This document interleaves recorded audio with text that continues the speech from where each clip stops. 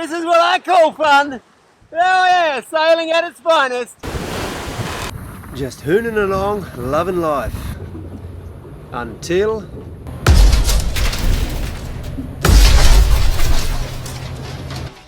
Yep, that's what we call another situation. Here we go. Good morning, folks. We're just leaving Namlia on the island of Buru and heading to, I'm not quite sure, but it won't be part of Maluku. It'll be the first islands of Raja Ampat, I think. Maybe a place called Deer Island on Waifoi. It depends. I think if I'm slow, I would do 190 miles and get to a small group of islands.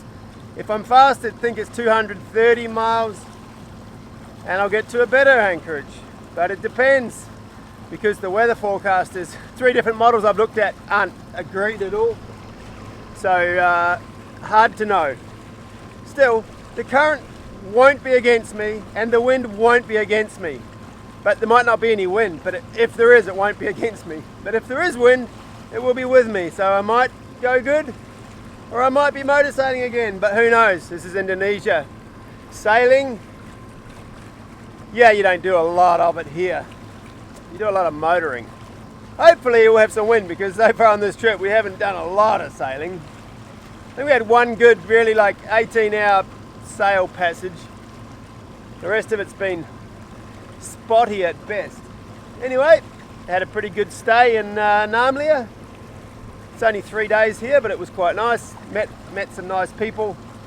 A young kid called Fadel was really nice, helped me out, rented me his auntie's motorbike, showed me around. Good English, good understanding of the local cultures and customs and things, explained a lot of stuff.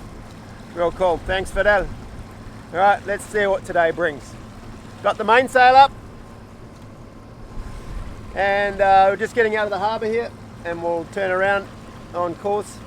I think this island of Buru is going to cause a wind shadow for probably the first 20-30 miles, to be honest, and then it might start filling in when we're out in the strait, but let's just see what it gives.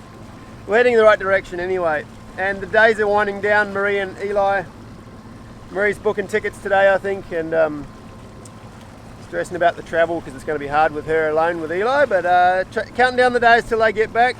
Be missing them a lot. Right, let's get into it.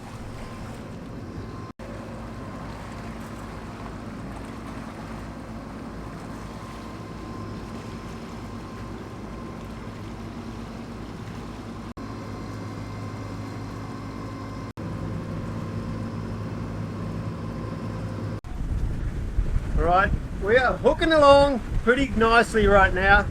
As you can see there from the chart, I headed pretty much just due north coming out of Buru just to shorten the distance to get out of the wind shadow.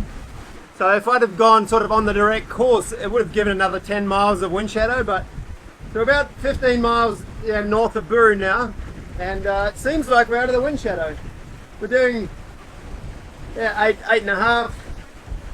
Got 12 knots of true wind on the beam pretty much, so pretty optimal. I think there's a few squalls around over there, pretty grey by the look of it, but yeah. So I've got the mast rotated. I'll show you that quickly.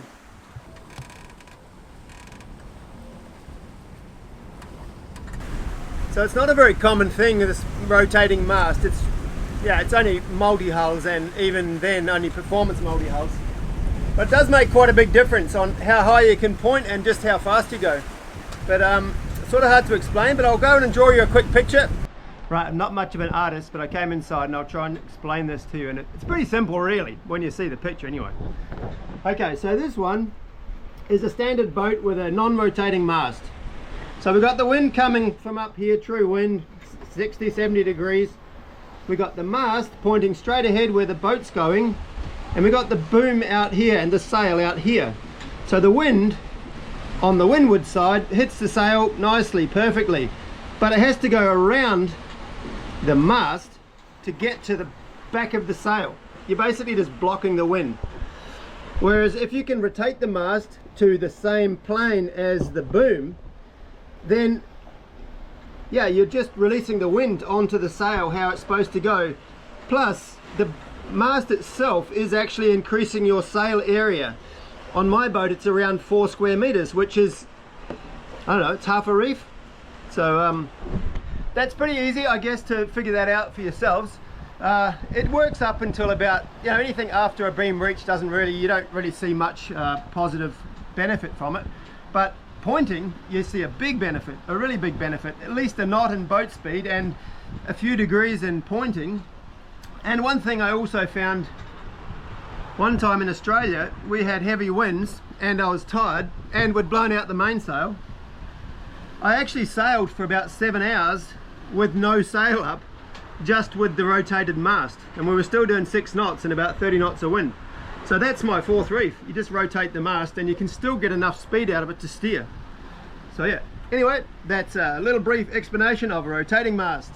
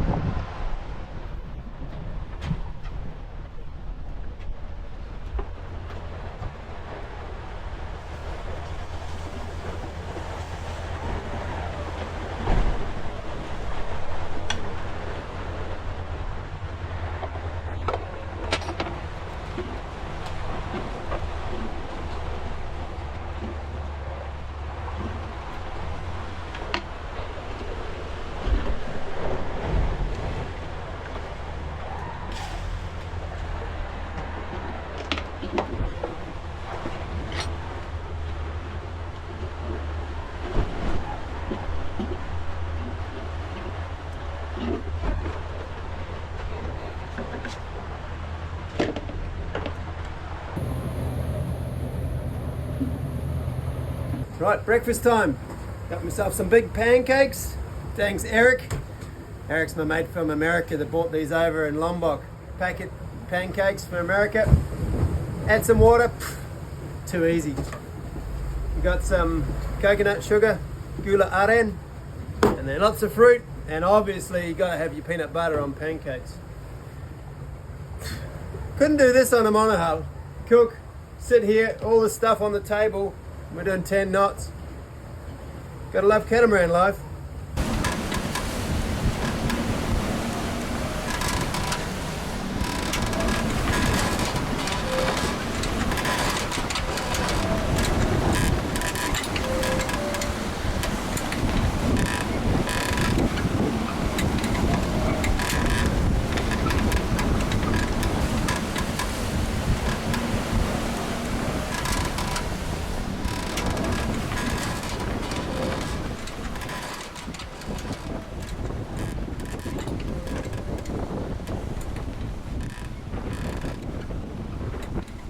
That's my on-off switch for the wind generator.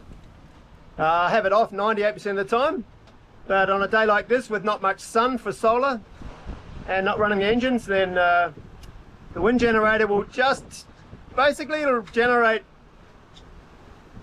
about 6 or 7 amps in 20 knots, and that sort of covers the house loads all during the day. So I'm still going to have my battery full at the end of the day. Anyway, look at the squalls out here.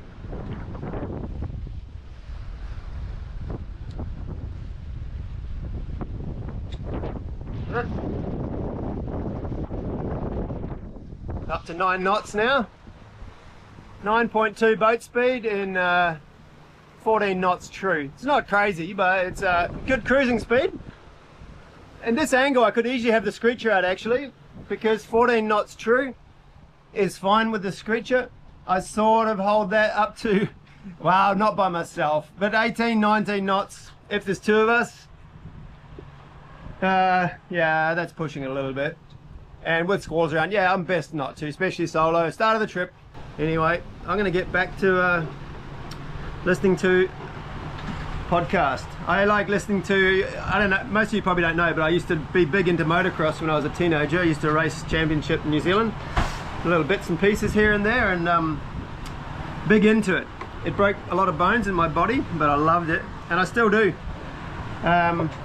So I listened to podcasts about the AMA Supercross in America. Pulp Podcast is the one I listen to, Steve Mathis. He does like 4 or 5 hour podcasts with lots of guests in there every week, and I love it. I listen to it when I'm sailing. And then, yeah, Supercross season will finish and I'll get into motocross, but I also watch Formula One. I don't really listen to many podcasts about that, but I watch it because I worked a season for a Formula One guy, Adrian Newey, back in the day in 1997. So I've got interest in all that stuff. And all those guys go really, really fast and I go really, really slow. Like comparatively, in a boat. Anyway, something to do while I'm sailing along.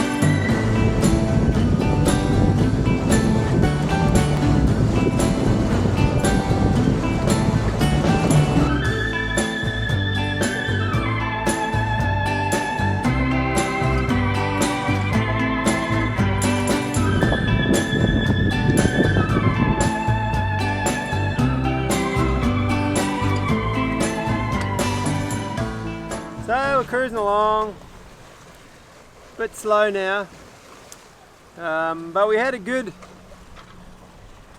60 miles of sort of 8, 9, 10 knots. Did real good. We're not completely on course though, because on course would mean we're running downwind, and now we've only got 9, 10 knots of wind. True. Downwind means we're only making about 4 to 5 knots speed over ground. I'd have to throw the spinnaker up to get any faster than that, and it's 4 o'clock in the afternoon. So I'm not going to put the spinnaker up at this time of the day. So I'm sort of running off course to get to 120 degrees so I can have the screecher and the main up. And we're doing okay, we're sort of doing 6 knots. But yeah, we're about 30 degrees off course. Yeah, but we made a good day. We've we left at 7 in the morning and it's 4 now. So we've done pretty good. We're I think 130 miles to go. So I've done 75, I think. Pretty good.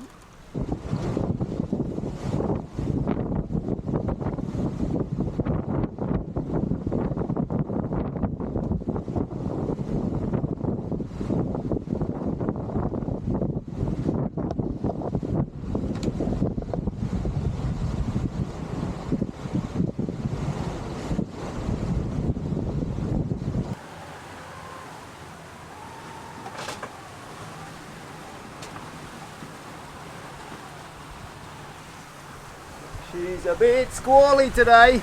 Well, let me get some light on here. Good morning. It's about 7 AM now. It's pretty squally, but we're hooning along. We're sort of in between waves on 8 and on waves we're doing 10, 11. Yeah, what do we got? 18 knots of wind. And now we've got 35 miles to go to the first island I can stop at, and I think I will stop there because it's another 30 miles to the next one. And I don't know, if we keep up our current speed we could make it easy, but who knows. I think this wind here is just more from the squalls around us, so I'll show you them. Look at this.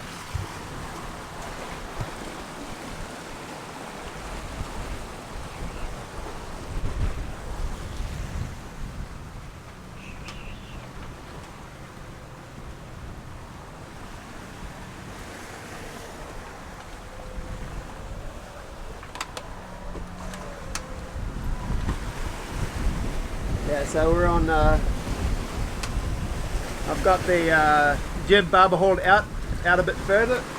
But actually the wind's come round a bit now, so I could probably take that off. But we were at 120, so sort of pull the jib out to one side a bit further. But yeah, see that's 10, 10-2, just sitting on 10s. That's not even a wave, that's just our wind. So pretty nice, pooning along. At that speed we only got 3 more hours. 35 miles, 3 hours, but we don't sit at that speed all the time. Yeah, through the night I saw 3 ships on AIS, because I was in a shipping channel. There was one big ship with no AIS, but I saw the lights, and I saw it on radar first.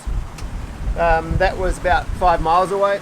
And then there was another fishing boat, but he was fishing, had all his lights on, like big floodlights, and he wasn't really moving.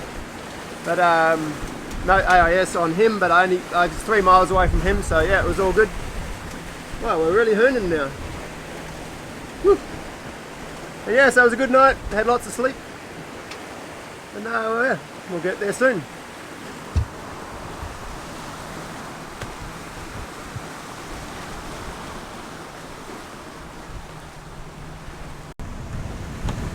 The wind was so good and I was honking along, so I just elected not to stop at the first island I could have and press on another 30 miles to the next anchorage.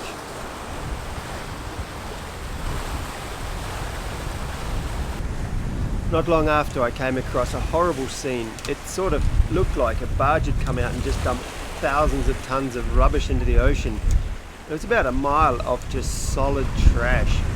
And yeah, obviously it was a current line, and what was to come after that, well, I felt that pretty soon myself. I passed through this current line, about a mile past, didn't see any more trash, and went downstairs to get a drink, thinking everything was okay. Down in the galley, bang, I hit something so hard it threw me off my feet. So yeah, I'll talk about that in next week's episode, but basically I had to limp the last 5 miles into Deer Island. No steering. Obviously the rudder was completely bent up against the hull, and yeah, steered with the engines and got in just before dark. Yeah, wounded, not sunk but wounded.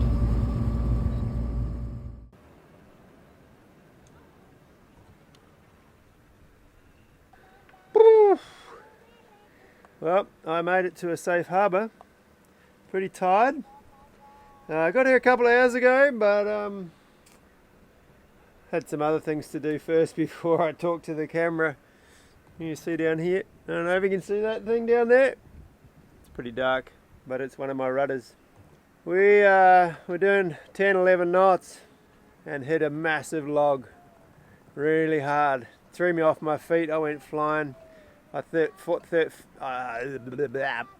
thought we had a reef or another boat or something. It felt like we just hit like a wall. Not cool, not cool. And then obviously right after that I was struggling to get the sails down to assess any damage, and then a 30-knot squall hit for an hour. Fun times, but I'm completely buggered now. I anchored in here and immediately got in the water and got this rudder out of the way because I couldn't steer properly with the broken rudder on. I guess, yeah, I'll go into it more next video. I guess that's one of the things with solo sailing. You're more likely to hit things because you're not watching all the time. I was inside having a drink when I hit the log. I wouldn't have seen it anyway. It was in big swell, but still. Next week, tune in next week to probably talk about the rudder if I can be bothered. I'm sort of sick of talking about broken things on this bloody boat. Anyway, thanks for watching. Yeah, not a really stoked, happy man at the end of this video, as you probably realise, but anyway, life goes on. Nearly there. We've only got like 100 miles to go to Sarong, so I've done 90% of the trip now. But yeah, got a lot of fixing to do when I get there. Thanks everyone for watching these last couple of videos. It's been pretty good views coming in from them. I guess it's been a bit interesting with all the problems, because you know, no one wants to just watch happy sailing. There's got to be problems involved for everyone to be stoked.